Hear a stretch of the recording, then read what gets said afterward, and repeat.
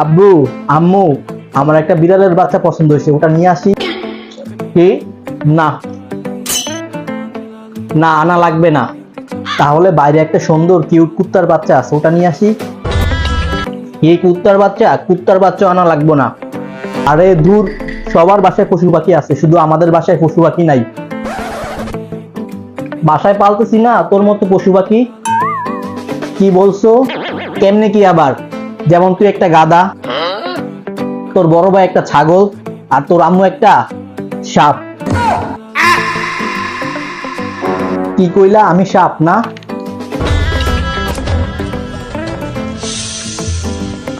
আমার ঘরে কইছো, আমরা সহ্য করে লাইছি, এখন আম্মুরে কইছো, এখন তোমারে কে বাঁচাইবো?